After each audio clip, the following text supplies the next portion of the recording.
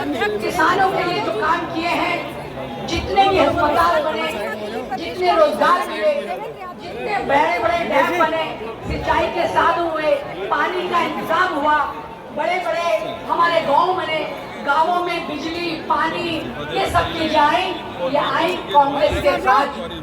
और कांग्रेस वो पार्टी है डिजिटल प्लेटफॉर्म पे करोड़ों लोगों को नौकरियां मिली। आज मैं समझता हूँ, आज तो बड़ी हैरत अंगेज खबर, इनके मंत्री है पीयूष गोयल, उनको 10 साल बाद होश नारा है क्योंकि विधानसभा के चुनाव सामने है।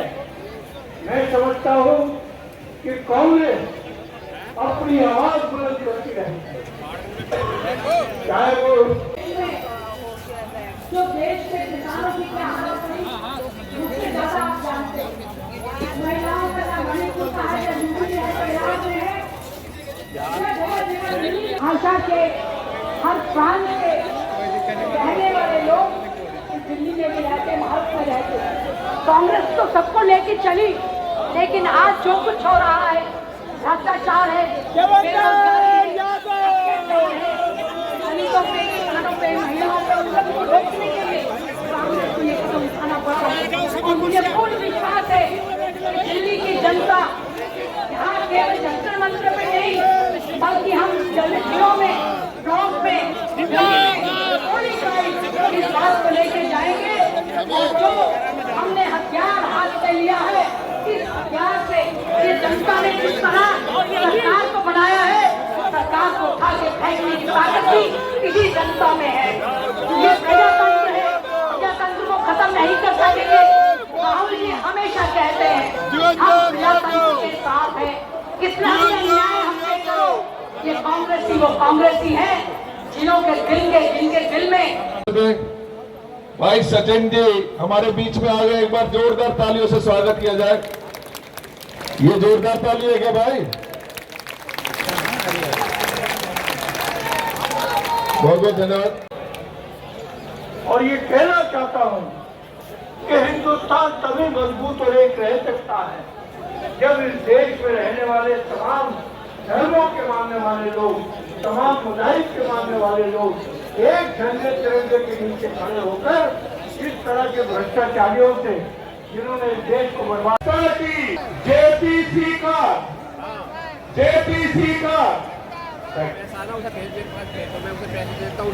दिल्ली प्रदेश का देश का किसान, देश का युवा, देश की महिलाएं, मजदूर, तमाम की आवाज बनकर राहुल गांधी इस देश को उभरे।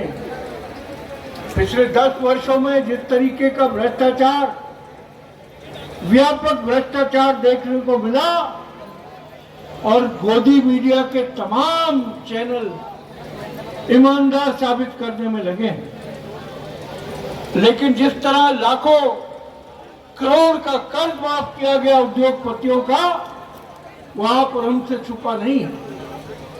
और कांग्रेस ने बहुत सारे दौर देखे हैं।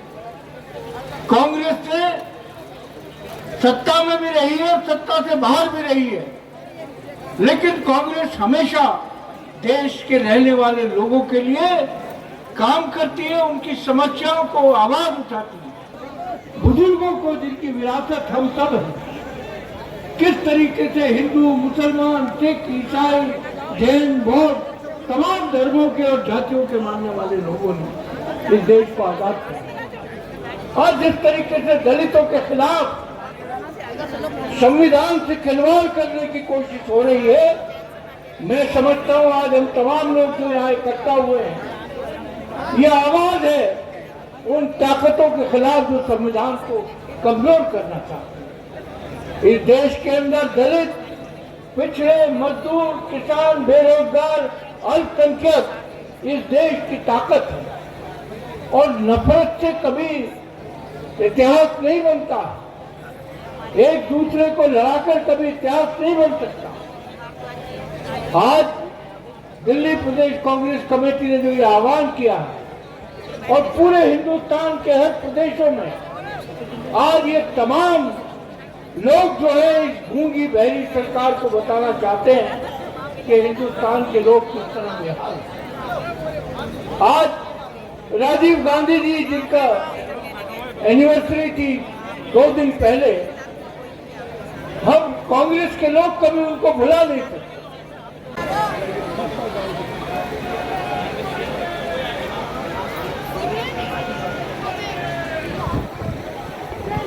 हमारे बहुत सम्मानित नेता न सिर्फ दिल्ली, राजस्थान बल्कि पूरे भारतवर्ष में अपनी एक अलग पहचान रखने वाले अखिल भारतीय कांग्रेस कमेटी के सम्मानित महासचिव